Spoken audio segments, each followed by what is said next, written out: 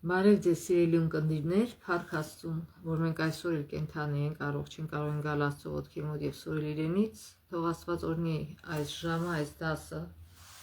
որպեսզի իր Սուրբ Հոգով ուսումնասիրենք եւ ճիշտ հասկանանք եւ իրագործենք մեր կյանքում Հիսուսի շնորհքով, Հիսուսի անունով խնդրեցի ամեն։ Ուրեմն մենք արդեն մտել ենք երկրորդ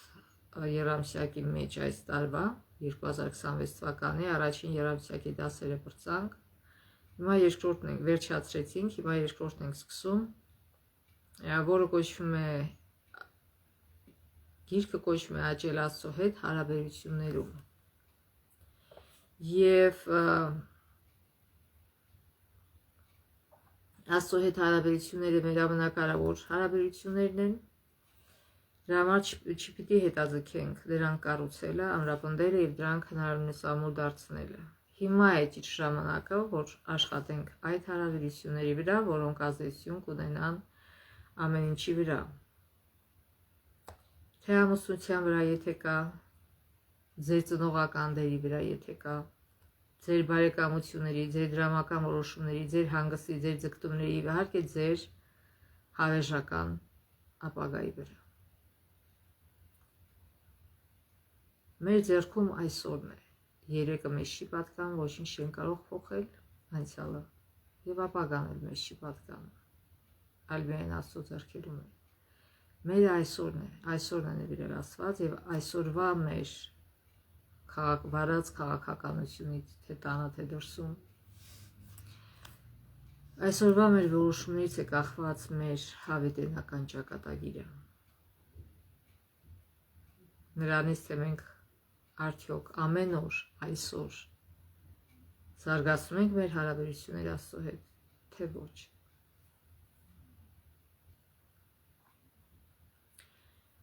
Քանի որ այս թեման Աստծո ցանկությունը մարդկության հետ հարաբերություն ունենալու վերաբերյալ ընդգրկում է ամբողջ Աստվածաշունչը,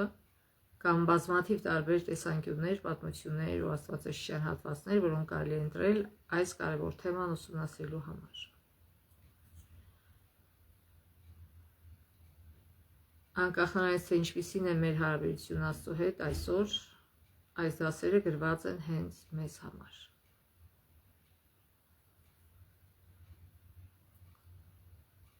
Էլեն Ուայթն ասում է, Քրիստոսի մեջ հետևողական կյանքը մեծ հրաշք է։ Թույլ տանք Աստծուն, որ այդ մեծ հրաշքը իրագործի մեր մեջ։ Աստվածաշունչն օգտագործում է մրցավազքի փոխհարաբերությունը կյանքի ճանապարհի Աստծո հետ նկարագրելու համար։ Մեր պարգևը անթառամ պսակն է եւ հավերժական կյանքը մեր Աստծո հետ։ Մեր հոգեվոր մրցավազքը մարաթոն է, այլ ոչ թե կարճ տարածության վազք, այսինքն այս կյանքը մրցավազք է փրկության համար, հավիտենական փրկության համար։ Կարող են լինել պահեր, երբ մենք կանգ ենք առնում կամ նույնիսկ ընկնում գետնին, եւ դա տեղի ունենում, մենք պարզապես վեր ենք կենում եւ շարունակում առաջ ընթանալ։ Մենք պետք է հաստատակամ շարունակենք մեր ընթացքը, չնայած անխուսափելի փորձություններին ու դժվարություններին։ Եվ մենք այս ընթացքը մենակ չենք վազում։ Մեզ հետ ուրիշ վազորդներ կան, որ սիրում են Հիսուսին եւ նրա խոսքը։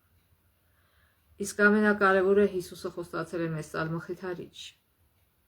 այսինքն Սուրբ Հոգուն։ Եվ այս կյանքի մրցավազքը մենք միայնակ չենք վարում, մխիթարիչը, այսինքն Սուրբ Հոգին ոչ միայն մեզ հետ է, այլև բնակվում է մեր մեջ, մեզ զորացնելու եւ աջակցելու համար,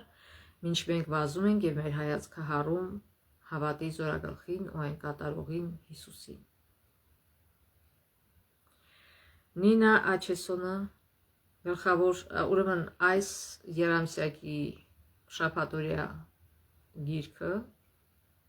գրել է Նինա Աչեսոնը։ Նա գլխավոր վեժողովի ապրում Հիսուսի մեջ շաբաթօրյա դպրոցի ուսումնական ծրագրի ղեկավարն է եւ գլխավոր խմբագիրը։ Նա փորձում է ուրիշներին էլ ոգեշնչել ու զինել, որպեսզի Աստծո շշված խոսքի միջոցով խորապես եւ անձնապես ճանաչեն նրան։ Աչեսոն ամուսնացած է Մեթի հետ։ Նրանք ունեն 3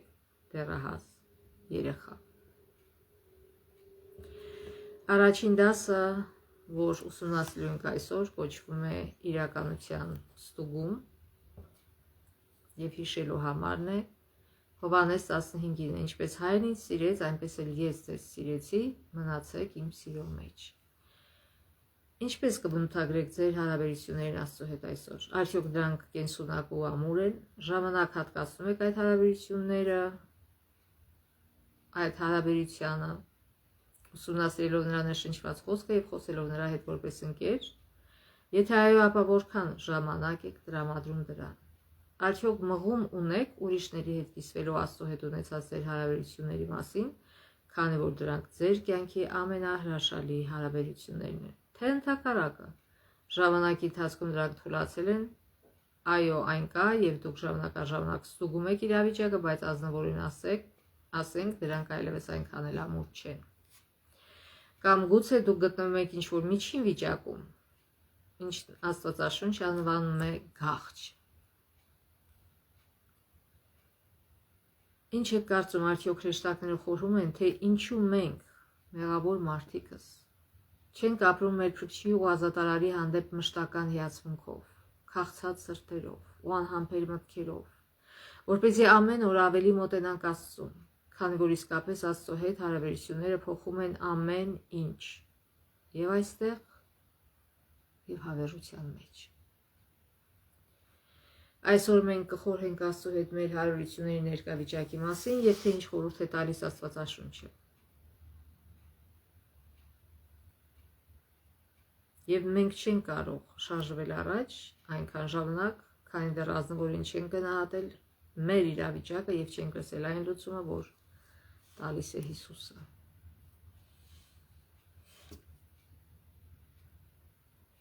Երբևէ մտածել ենք այն մասին, թե ինչ կասեր Հիսուսը, եթե այս պահին նկարագրեր մեր հարաբերությունն իր հետ։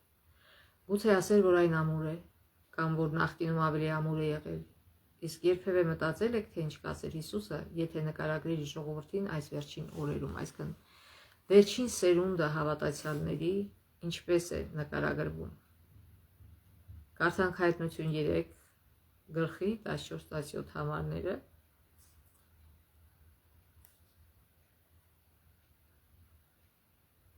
Մենք գիտենք, որ այս 7 եկեղեցիները Հայտնություն գրքում խորհրդանշում են քրիստոնեության ամբողջ պատմությունը։ Առաջին եկեղեցին դա սկիզբն էր քրիստոնեության, այդ սերունդի հավատացյալների մասին է խոսքը գնում, եւ վերջին եկեղեցին 7-րդը արդեն Քրիստոսից առաջ ամենավերջին սերունդն է, որը Քրիստոսի գալուստի նախօրեին է։ Եվ այդ եկեղեցուն այսպես է դիմում Աստված։ Գրիր նաև Լաոդիկեի եկեղեցու հրեշտակին։ Այս եկեղեցին կոչվում է Լաոդիկեա։ Այսպես է ասում ամենը։ Տեսեք, արդեն օգտագործում է ամեն բառը Աստված։ Եթե համեմատենք, օրինակ, երբ որ Սարդիկ եկեղեցուն է գրում, ասում է, այսպես է ասում նա, ով ունի Աստծո 7 հոգիները եւ 7 աստղերը,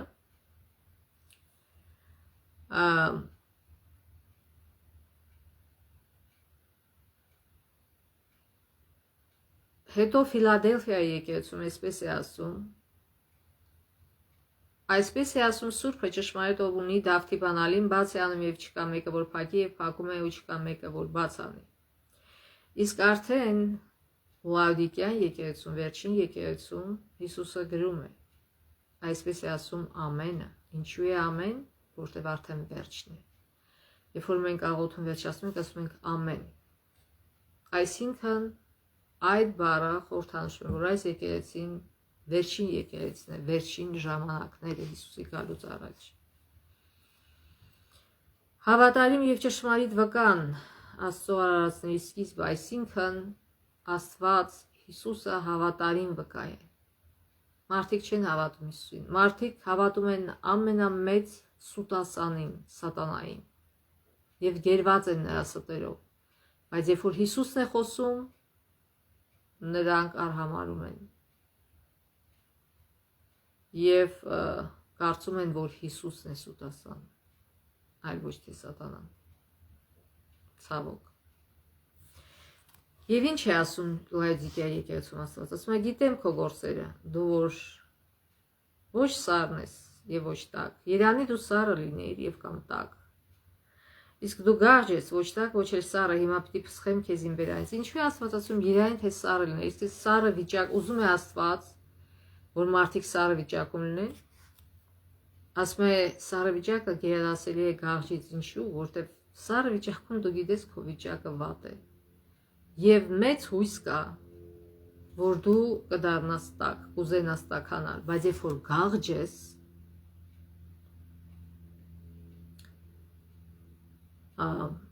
դու չես հասկանում քո վիճակը եւ այդպես գաղջ գնում ես դեպի կործանում։ Այսինքն դու եթե վերցնենք սա սառը, սա շատ տաք, սա գաղջը գտնվում է մեջտեղում։ Ոչ դեպի փրկություն ես գնում, այսինքն դեպի փրկություն չես գնում։ Դեպի փրկություն պետք է որ տաքը լինես, 100%-անոց տաքությանը հասնես, այլ ոչ թե գաղջ լինես 50%։ Եվ դրա համար է Աստված ասում, երային դու սառն լինեիր կամ եւ տաք։ Իսկ դու գաղջ ես, ոչ տաք, ոչ էլ սառը, հիմա պիտի փսխեմ քեզ իմ բերանից։ Ընդհանրապես գաղջ ջուրը, որը ոչ շատ տաք է, ոչ սառը, առաջացնում է սրտխառնոց։ Երբ որ մարդկանց ամոքսը խանգարված է լինում, իրանք այդ գաղջ ջուրը խմում են, որպեսզի հետ տան, փսխեն եւ այդ փչացած կերակուրը դուրս գա իրանց սամոքսից եւ այդ վտանգը անցնի թունավորման։ Եվ Աստված ասում է, որ իր սիրտը խառնում է այս վիճակից, որ քրիստոնյաներն անվանում է քրիստոնյա, բայց իրականում քրիստոնյայի կերպար չունի։ Եվ ինչ է դա անում։ Երբ որ մարդու ստամոքսը խանգարված է, դա թունավորում է իր ամբողջ մարմինը։ Այսինքն մեր գաղջ վիճակին չի անում, թունավորում է Աստծո անունը, խայտառակում է Աստծո անունը։ Եվ Աստված ասում է, եթե այս վիճակը չփոխվի, ես քեզ կփսխեմ իմ բերանից, քանի որ ասում ես, հպարտ եմ եւ առավել հարստացա, ոչինչ բանի կարոտ չեմ։ Այսինքն Աստծո մոտ սրտխառնոց ի՞նչն է առաջացնում։ Մարդու հպարտությունը։ Երբ որ մարդը ասում է, ես շատ լավն եմ, ես հարուստ եմ, ես սենց եմ, ես ընենց եմ, ես սենց եմ, ու ոչինչ բանի կարոտ չունեմ, Աստծո կարոտ էլ չեմ, Աստծո կարիք չունեմ։ Դա առաջացնում է սրտխառնոց Աստծո մոտ։ Բայց չգիտես, ինչու է Աստծո մոտ սրտխառնոց առաջանում, որտեղ ասում է չգիտես, թե որքան ողորմելի ես դու, թշվառ եւ աղքատ, ներքև կույր։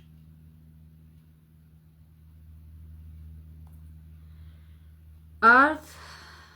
ուրեմն այսքանը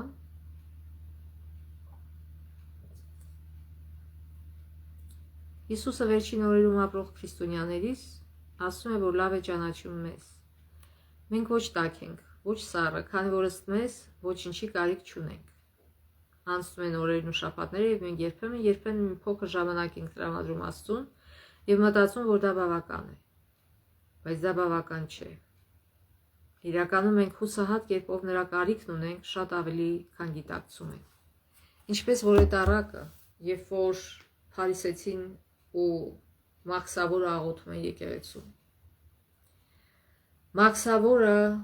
ասում է ողորմա ինձ Տեր, սա էլ կանած իր գլուխն է գովում։ Ես սենց եմ, ես սենց եմ, ես 10 անորդ եմ տալի եւ այլն, փարիսեցին։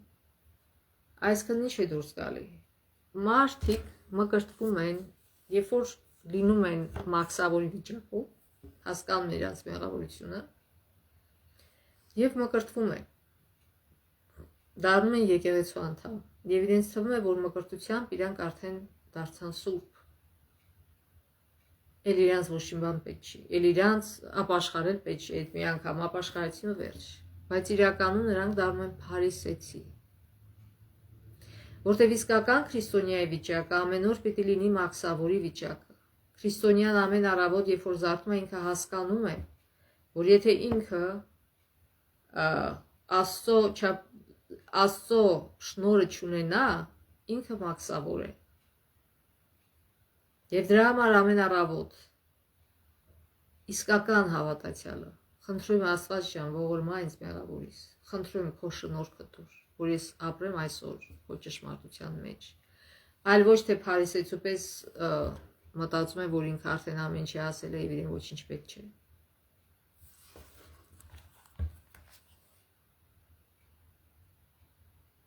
Ուրեմն անցնում են օրերն ու շաբաթները, մենք երբեմն մի փոքր ժամանակ ենք տրամադրում Աստծուն եւ մտածում, որ դա բավական է, բայց դա բավական չէ, իրականում մենք հուսահատ կերպով նրա կարիքն ունենք, շատ ավելի քան գիտակցում ենք։ Եթե միայն կարողանայինք ամբողջ սրտով սիրել ու ապրել Հիսուսի համար կամ ընդհանրապես չապրեինք նրա համար, Աստծո տեսանկյունից դա ավելի լավ կլիներ, քան գաղջ լինելը։ Որտեւ այն մարդիկ, ովքեր չեն դավանում Քրիստոսի անունը, իրանք չեն խայտարակում Աստծուն։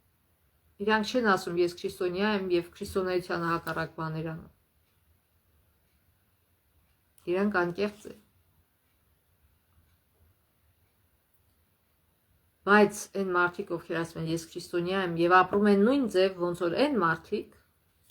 սա արդեն խայտարակում է Աստծո անունը։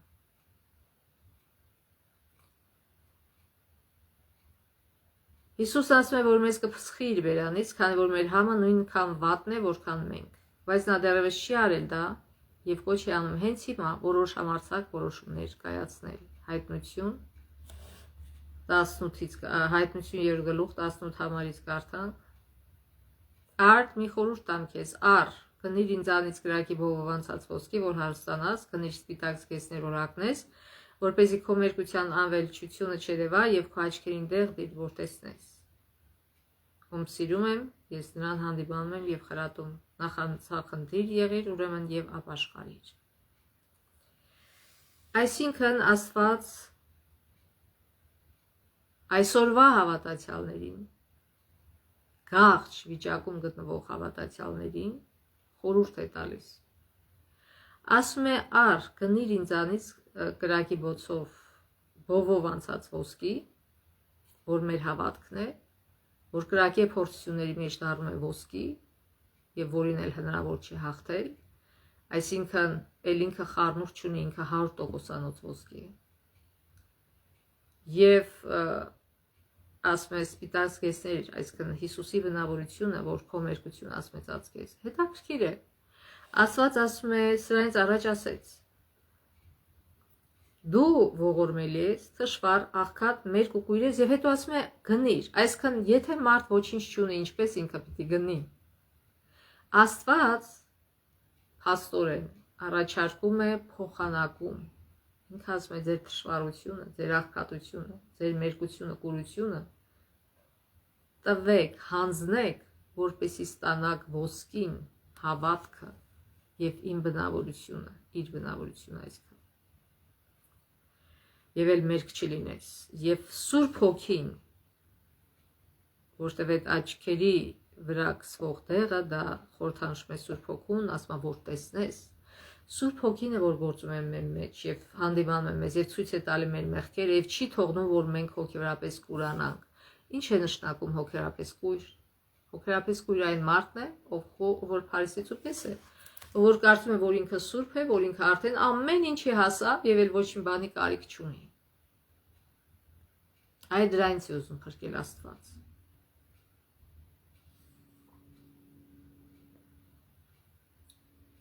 Բայց այդ փարիսեցին չգիտի, որ ինքը մերկ է, կույր է։ Եվ Աստված ասում է, ում սիրում եմ, նրան հանդիպանում եմ եւ խրատում։ Լկստացնող ծնողի պես չի ինքը։ Ինքը ուզում է, որ մենք հավետ փրկվենք, իսկ դա կատակ բան չի, դա շատ լուրջ բան է։ Եվ մենք շատ լուրջ դրան պիտի վերաբերվենք, դա խաղալիք չի, դա հեշտ չի։ Եվ այն ծնողները, որ լավ հասկանում են այս կյանքը, երբեք չեն լկստացնում իրենց երեխեքին։ Միշտ խրատում են նրանց, դաստիարակում են նրանց, որպեսզի նրանք ճիշտ ճանապարհի վրա կանեն։ Ուրեմն նախանձախնդիր եղիր, ուրեմն ապաշխարի։ Այսօրվա հավատացյալներին Աստված ասում է ապաշխարեք։ Այսօրվա հավատացյալները այս սերնդի մտածում են, թե իրենք ոչինչ չունեն ապաշխարել են արդեն սուրբ են, բայց Աստված ասում է չէ, դուք գաղջ վիճակում եք ինձ սխալ եք ներկայացնում, ապաշխարեք։ Հին ժամանակներում գնել նշանակում էր ապրանքների փոխանակում կամ ապրանքափոխություն անել, այստեղ Հիսուսը շռայլորեն առաջարկում է փոխանակություն, մեր անտարբերությունն իր ոսկու, մեր մերկությունն իր սպիտակ հանդերձների եւ մերկուրությունն իր աչքի քսուկի հետ։ Նա ցանկանում է մեզ հարուստ դարձնել, ցանկանում է մեզ ծածկել իր կատարյալ արդարության ցույցով, իհարկե հարուստ ոչ թե միլիոնատեր, միլիարդատեր, այլ հարուստ փրկությամբ, հոգևոր փրկությամբ։ Նա ցանկանում է բացել մեր աչքերը, որպեսզի տեսնենք ճշմարտությունը, թե ինչպես նրա հետ մշտական հարաբերությունները կփոխեն բացարձակապես ամեն ինչ։ Նա մեզ առաջարկում է այն ամեն ինչ անհրաժեշտ է հատկապես այն պատճառով, որ մենք ինքներս չենք կարող մեզ ապահովել այն բաներով, ինչի կարիքն ունենք։ Միայն նա կարող է եւ կանի, բայց միայն այն դեպքում, եթե մենք կամենանք։ Աստված երբեք չի բռնանում մարդու վրա։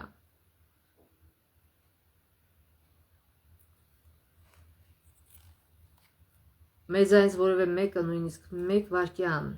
չի կարող իրավացիորեն ասել, որ Հիսուսը չի հոգում մեր կամ մեր ապագայի մասին։ Ինչ որ մենք տեսնում ենք մեր շուրջը, ինչ որ մենք վայելում ենք, դա պարգև է Աստծուց։ Պարգև է Աստծուց շնորհիվ Հիսուսի, եթե Հիսուսը չխաչվեր, խաչին մենք այս ժամանակավոր կյանքն էլ չէինք ունենա եւ ոչինչ չէինք ունենա այս կյանքում։ Ամեն ինչը Հիսուսի շնորհքով է ստացված։ Որքան ավելի հեշտ կլիներ նրա համար, որ ընդմիշտ հրաժարվեր մարդկանցից եւ չանցներ այն ցավոտ ճանապարհով, որը նա ընտրեց այս երկրի վրա։ Հենց այն պատճառով, որ նա մեզ այդքան խորն է սիրում, հանդիպանում է մեր ներկա վիճակի համար։ Նա շատ ավելի ամուր ու խոր հարաբերություններ է ուզում մեզ հետ։ Նա չի բավարարվում երբեմն ցուցաբերած վերաբերմունքով։ Ես կգամ նրա մոտ, երբ նա ինձ պետք լինի մոտեցմամբ։ Ընդհակառակը Հիսուսը մեզ հանդիպանում է հենց մեր բարության համար։ Նա մեզ հորդորում է, որ ապաշխարենք, բայց մենք չենք կարող ապաշխարել, քանի դեռ չենք գիտակցել, որ ինչ-որ բան սխալ է մեր կյանքում, մեր մեջ։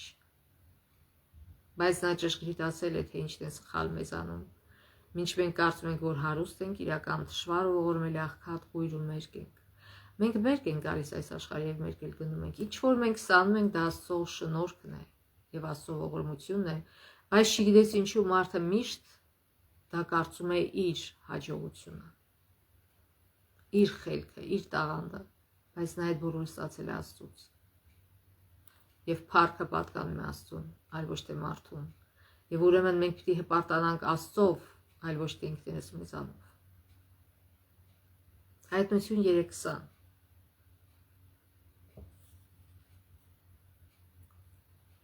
Ահավասիկ ես դրան առաջ եմ եւ բախում եմ։ Եթե մեկը ականջ դնի իմ ձայնին եւ բացանի դուռը, կմտնեմ նրա մոտ եւ կընտրեմ նրա հետ եւ նա ինձ հետ։ Այսինքն Հիսուսը ուժ ունի մեր դուռը բացելու։ Իհարկե ունի, նա է մեզ ստեղծել, բայց ինքը այնքան նրբանկատ է, որ ինքը երբեք չի զոռում, երբեք չի ստիպում, որտեվ սերը էլ սեր չի, եթե ստիպում ես, երբեք հնարավոր չի ստիպողաբար սիրել։ Դրա համար Աստված ասում է, կանած եմ, սպասում եմ։ Արդյոք մենք պահում ենք նրան շեմի վրա, թե թույլ ենք տալի, որ ներս մտնի։ Ասում եմ, մտնեմ ձեզ հետ եւ ձեր հետ հաց ուտեմ։ Գիտեք, ամենամտերիմ հարաբերությունը նրանումն է, որ մարդիկ իրար տուն են գնում, իրար հետ հաց են կիսում։ Ճիշտ է, մեղքի պատճառով երբեմն լինում է, որ այդ քեզ հետ հաց կիսող մարդը հետո շուռ է գալիս եւ քո թշնամին է դառնում, բայց դա Հիսուսի հետ այդպես չի։ Հիսուսը ամենահավատարիմ ընկերն է։ Եվ այսօր ինքը ուզում է, ինչ որ ինքը ունի, իսվի քեզ հետ։ Միայն թե խնդրում է, որ դուռը բացենք, մեր կամքով բացենք, որտեղ նա մեզ տվել է ընտրություն, ազատ ընտրություն, կամք է տվել, եւ մենք ընդհանրապես պիտի ցանկանանք։ Եվ դա հասու է բոլորին։ Սա այնքան գեղեցիկ ու արտասովոր բառային պատկեր է։ Տիեզերքի Աստվածը ցանկանում է մեզ հետ ճաշի սեղանի շուրջ նստել։ Նա փոխադարձ զրույց ու ջերմ շփում է փափագում համեղ կերակուրի շուրջ։ Սա մտերի մշտական հարաբերությունների նկարագրություն է, եւ Հիսուսը մեզ հրավիրում է նման հարաբերության։ Ինչ է նշանակում Հիսուսի հետ հաց ուտել։ Երբ որ մենք մեր տանը նստում ենք հաց ուտելու, երբ որ մեր սեղանի շուրջ տիրում է սեր, հաշտություն ու խաղաղություն,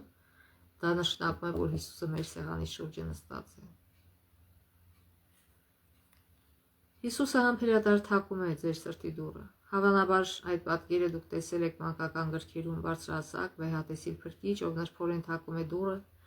Նա չի ներխուժում եւ ձեզ չի ստիպում, որ զրուցեք իր հետ։ Նա չի խլում ձեր ժամանակը կամ չի միջամտում ձեր զբաղված կյանքին։ Ժամանակը կարճ է, ուստի եթե լսում եք նրա ձայնը, բացեք դուռը, նա այնտեղ է պատրաստ մտնելու ձեր կյանք։ Այսօրվա օրն է մերը, մենք չգիտենք վաղը մեր հետ ինչ կլինի։ Այսօր մենք հնարավորություն ունենք այդ դուռը բացելու Հիսուսի առաջ, օգտագործենք այդ հնարավորությունը։ Այս փոխաբերությունը ցույց է տալիս, թե ինչպիսի հարաբերություն է ցանկանում Հիսուսն ունենալ մեզ այն յուրաքանչյուրի հետ, բայց մի օր, երբ դուք դեմ առ դեմ հանդիպեք Հիսուսին, երբ ձեր թագը գցեք նրա ոտքերի մոտ, երկրպագելով ու գավաբանելով հազարավոր ու տասնյակ հազարավոր այլ մարդկանց հետ միասին, երբ փորձեք հետ նայել ձեր երկրային փորձություններին եւ տեսնեք, որ դրանք աննշան են դարձել, երբևէ կզղջաք այն ժամանակի համար, որ այս երկրի վրա անց եք կացրել Հիսուսի հետ։ Այս կյանքը դպրոց է մեզ համար փրկության մեջ մտնելու։ Եվ գիտենք, ինչպես երեխաները չեն սիրում դպրոց, չեն սիրում սովորել շատերը, բայց չեն հասկանում, որ հենց այդ սովորից է կախված իրենց ապագան, որ այս մանկության ժամանակ է, որ իրանք հնարավորություն ունեն սովորելու, որպեսզի հետագայում իրենց կյանքը ավելի ներդաշնակ լինի։ Շատ երեխաներ խաբում են, չեն ուզում սովորել եւ այդ խաբեբաները հետո տուժում են, եւ նրանք, ովքեր լուրջ են մոտիկացել եւ լավ են սովորում, նրանք հետագայում լավ գործեր են ստանում եւ որքան որ ջանասեր են եղել ուսման մեջ, այնքան էլ ջանասեր են լինում աշխատանքի մեջ։ Իսկ մյուսները հակառակ ջանասեր չեն ուսման մեջ եւ ջանասեր չեն նաեւ աշխատանքի մեջ։ Ուրեմն այսօր մեր ուսման ժամանակն է։ Այսօր մենք Աստծո դպրոցի մեջ ենք ապրում։ Մենք պետք է մեր լավագույնը անենք, որ մեզ տված ժամերը, րոպեները օգտագործենք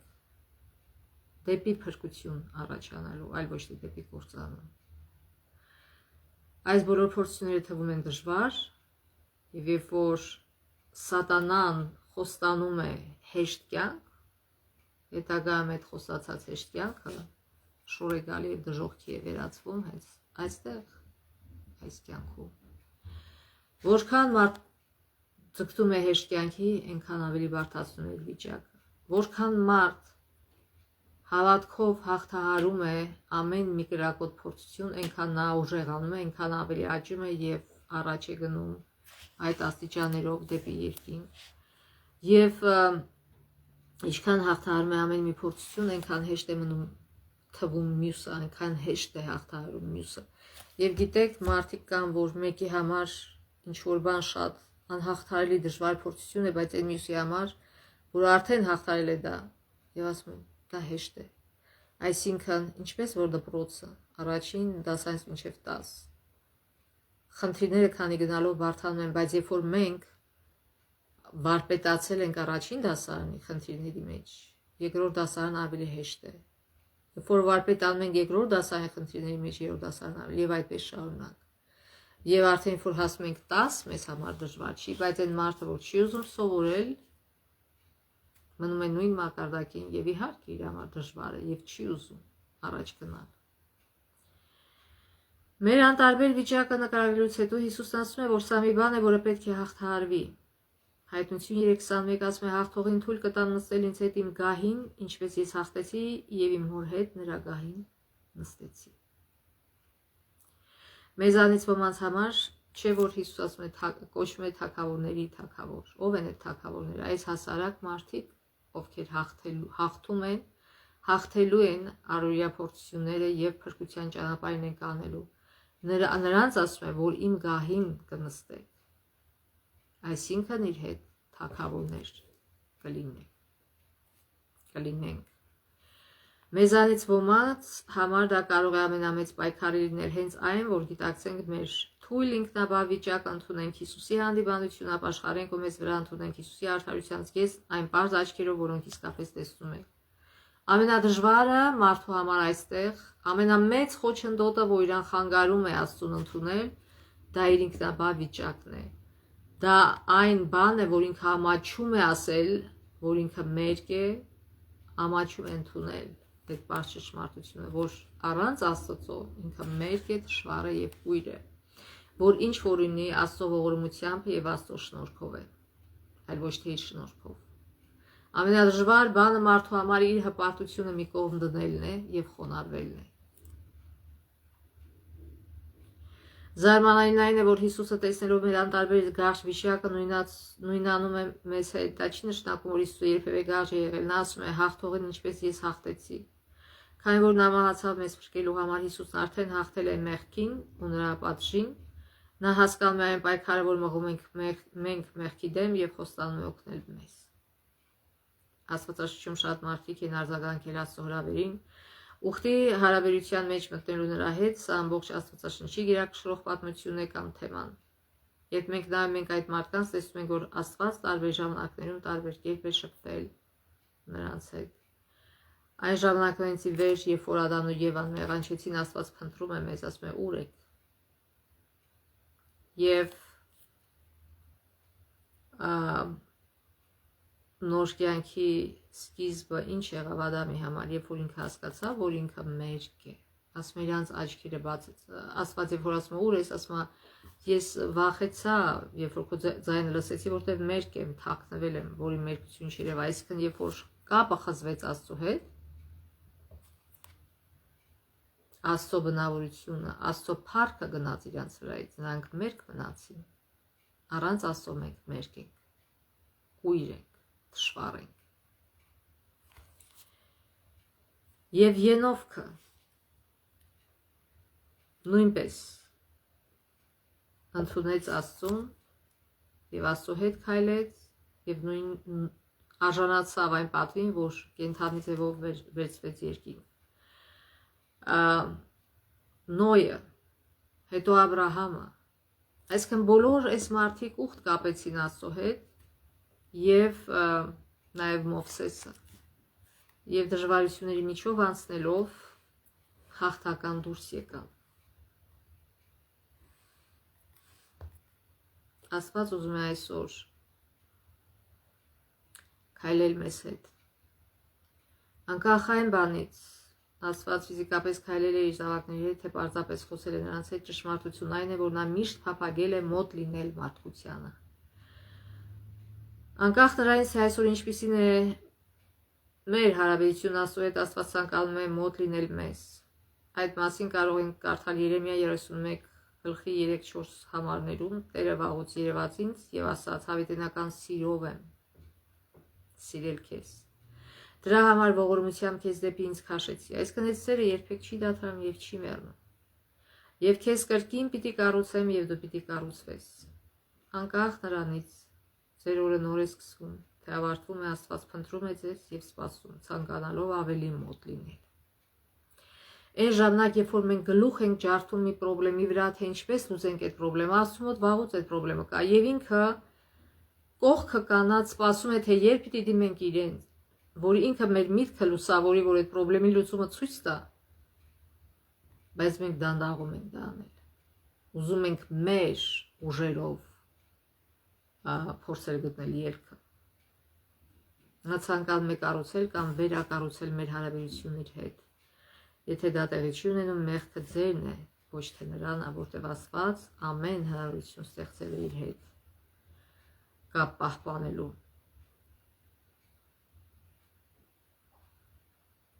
Աշակերտները հետևեցին Հիսուսին նեղ սանդուղքով վերնատնից իջնելով դեպի ներքևի փողոցը։ Երբ նրանք միասին քայլում էին դեպի Գեթսեման այն գիշերով, որը երկրի պատմության ամենանշանակալի գիշերներից մեկն էր, հավանաբար չէին էլ գիտակցում, թե որքան խոր ու հուզիչ էին Հիսուսի վերջին խոսքերը, որ վերնատան ասել էր իրենց։ Հովհաննես 15 առաջին համարից. Ես եմ ճշմարիտ որդատունքը եւ իմ հայրը մշակն է։ Ամեն ճյուղ, որին վրա է եւ պտուղ չի տալիս, նա կտրում է այն, եւ այն ամենը, որ պտուղ է տալիս, հետում է, որպեսզի առավել եւս պտղաբեր լինի։ Այսինքն ասում է ամեն ճյուղ, որին վրա է եւ պտուղ չի տալիս, այսինքն կոչվում է քրիստոնյա, բայց պտուղ չի տալիս, վերջի վերջո այդ ճյուղը կտրում է։ Ով որ այգում գործ է ունեցել, գիտի, որ 4 ճյուղերը կտրում ես, որպեսզի ծառը նորից բարգավաճի։ Եվ Աստված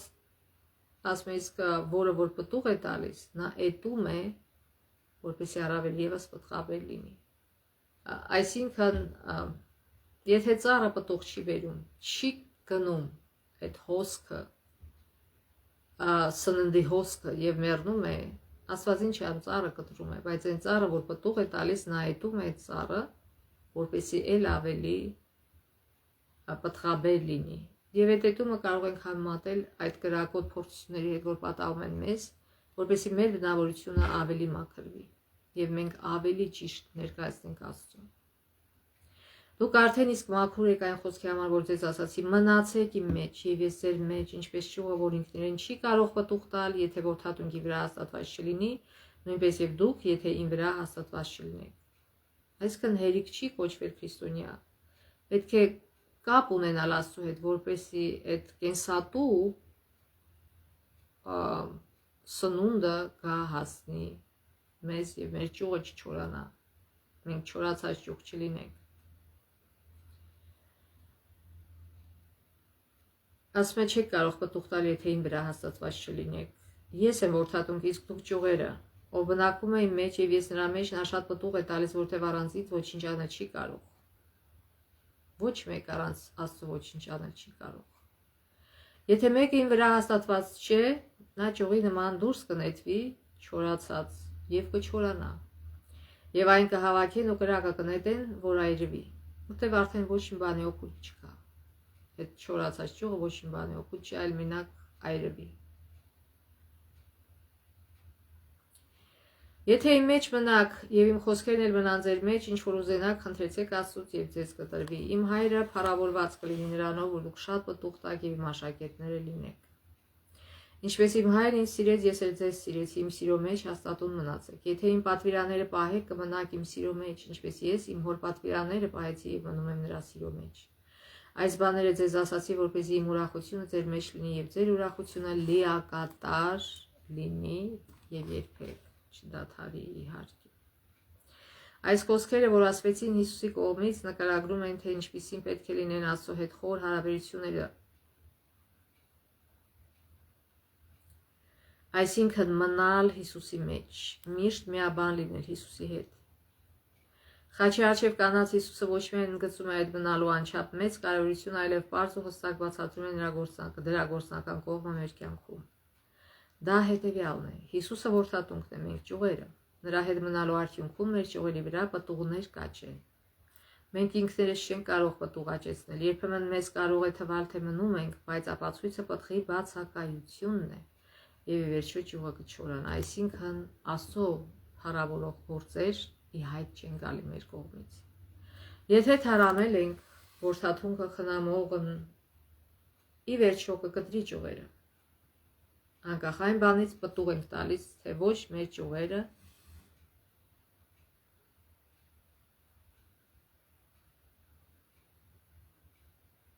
ինչ որ մի սխալ է այստեղ։ Ուրեմն այն ճյուղը, որ չորանում է եւ էլ պտուղ չի տել, այն կտրվում է։ Միևնույն ժամանակ մենք բոլորս բախվում ենք մարտահրավերների ու ցավոտ պահերի։ Եթե մենք մնանք նրանում, այդ պահերը ավելի շատ պտուղ կբերեն երկարաժամկետ հեռանկարում։ Պտղաբերությունը հաստատում է, թե ովքեր ենք մենք, աշակերտներ։ Մենք պտուղ ենք բերում նրան, ոչ թե ինքներս մեզ, փառք բերելու համար, Աստծուն փառք բերելու համար։ Հիսուսի մեջ մնալը նշանակում է պահել նրա պատվիրանները։ Այսինքն ինչպես է դա պատահում, երբ որ մեր փողը ավելանում է, արդյոք մարդիկ ինչ են անում, իրենց ինքնաթիռ են առնում, մեծ տուն են առնում, լավ ավտոներ եւ իրանց անունը փառավորում են դրանով։ Տեսեք, ես ինչ լավ բաներ ունեմ,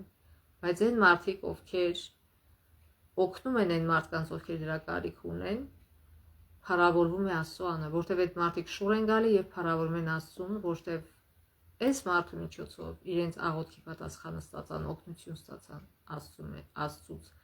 որտեղ այդ մարդը եղավ Աստծո ձեռքը, որը մեկնվեց եւ օգնեց մարդուն։ Դա է նշանակում Աստծո համար, Աստծո փառքի համար գործ գործել, ապրել։ Հիսուսի մեջ մնալ նշանակում է պահել նրա պատվիրանները, որոնք նրան նրա անշահախնդիր սիրո գեղեցիկ բնավորության արտացոլումն է։ Հիսուսի մեջ մնալը մեծ ուրախություն է բերում։ Հիսուսի մեջ մնալը նշանակում է անել այն, ինչ նա խնդրում է որպես պատասխան նրա սիրո, որտեղ սա է Աստծո սերը, որ պահենք նրա պատվիրանները ծանր չեն։ Հովհաննես 5:3։ Եթե մտածեք դրա մասին, կհասկանաք, որ Հիսուսի մեջ մնալը մեր լաուդիկյան վիճակի հակաթույներից մեկն է։ Դա երկրի վրա եւ հավիտենության մեջ լիարժեք ու իմաստալից կյանքի մեծ գաղտնիքն է, սակայն մենք այնքան թեթևորեն ենք մոռանում Հիսուսի խորհուրդը։ Ի վերջո Հիսուսն այսպես է ասում մեզ այն յուրաքանչյուրին, ինչպես Հայրն ինձ սիրեց, այնպես էլ ես ձեզ սիրեցի, մնացեք իմ սիրո մեջ։ Հովհաննես 15:9։ Հիսուսի սերը մեզ դեպի իրեն ձգող ամենահզոր կապն է, եւ երբ ճանաչենք այդ սերը, խորապես կհուզվենք ու սիրով կպատասխանենք Աստծուն եւ ուրիշներին։ Հիսուսի մեջ մնալը երբեմն կարող է ամենադժվար գործերից մեկը թվալ։ Մենք գիտակցում ենք, որ հենց դա է մեզ պետք, բայց կյանքի հարահոսը մեզ քարշում է իր հունով եւ ամեն ինչ չափազանց դժվար է թվում։ Աստծուն հետևելը կարող է ամենամեծ բեռը թվալ, հատկապես երբ ինչ-որ մեկը ճնշում է քեզ եւ փորձում պարտադրել, որ հետևես Հիսուսին։ Նման կրոնը դառնում է տաժանակիր աշխատանք, քանի որ այն ամբողջովին վերաբերում է արտաքին գործողություններին, այլ ոչ թե սրտին։ Ոչինչ չի կարող ավելի հեռու լինել այն բանից, ինչ Աստված է ուզում։ Նա ուզում է մի հարաբերություն, որի հիմքը փոխադարձ սերն է, ոչ միայն կանոնները, ընտրյալ հարաբերություն, որտեղ նախ նա է ընտրել քեզ, հիմնված սիրո եւ ազատ կամքի վրա։ Երբեմն մենք մասամբ ենք կապված որդատունքի հետ։ Իրականում մեր էության յուրաքանչյուր բջիջով հաստատված չենք նրա մեջ։ Գնում ենք եկեղեցի, աղոթում, անում այն ամեն ինչը գիտենք, որ ճիշտ է, բայց ներսում մեզ չորացած ենք զգում։ Ճշմարտությունը հետևյալն է, մենք չենք կարող ինքներս մեզ ստիպել, որ հաստատուն մնանք Հիսուսի մեջ, ինչպես որ ճյուղը չի կարող ինքն իրեն կապել որդատունկին։ Աստված նախ ինքը սիրեց մեզ, նա արեց առաջին քայլը, մեր արձագանքը միշտ էլ պատասխանն է այն բանի, թե նախ Աստված ինչ արեց մեզ համար։ Եթե ուսումնասիրենք, թե ինչպես է խաղողի վազը գոյատևում ամբողջ ձմռան ընթացքում, կիմանանք այսպիսի ուշագրավ փաստ։ Ճյուղերի վրա եղած բողբոջները ջրազրկում են ու մինչև գարուն մեկուսանում աճման համակարգից։ Երբ հողը տաքանում է, արմատները կլանում են ջուրը եւ հյութը որդատունքի բնից հոսում է դեպի բողբոջները եւ ապա սկսվում է աճը։ Առանց հյութի հոսքի վազի մեջ աճ չի լինի։ Խաղողի որդատունքի հյութը նման է Սուրբ Հոգու ներկայությանը մեր կյանքում։ Մենք կարող ենք մեռած լինել ճյուղի պես, բայց երբ գիտակցաբար որոշում ենք ժամանակ անցկացնել Աստծո հետ, Սուրբ Հոգին լցվում է մեր մեջ, ինչպես հյութը արմատներից, եւ կենդանություն է պարգևում մեզ, որպեսզի սկսենք աճել։ Նույն ձևով, ինչպես գիտակցաբար ընտրություն են կատարում ցանկանալով մնալ Հիսուսի մեջ, պետք է խնդրենք, որ Սուրբ Հոգին հյութը հոսի մեր կյանքի մեջ։ Եվ շատ անգամ մենք դա կոչում ենք խիղճ, բայց ինչպես իմանանք այդ խիղճ կոչվողը ճիշտ բան է մեզ հուշում, թե չէ, որտեղ Աստվածաշունչի շատակում է նաև մեռած, խանձված խիղճ, այրված խիղճ։ Միայն մի ձևով, եթե մենք Աստվածաշունչը ճիշտ իմանանք, եթե մի ձայն մեր մեջից ասում է մի բան, որ չի համընկնում Աստվածաշունչի, նշանակում է այդ մեր խիղճը չի, այսինքն Սուրբ Հոգին չի, այլ մի այլ ձայն է։ Եթե ասում է մի բան անել, ինչը հակառակ է Աստծու կամքին։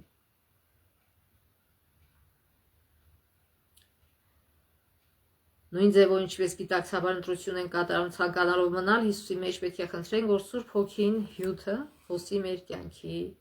մեջ։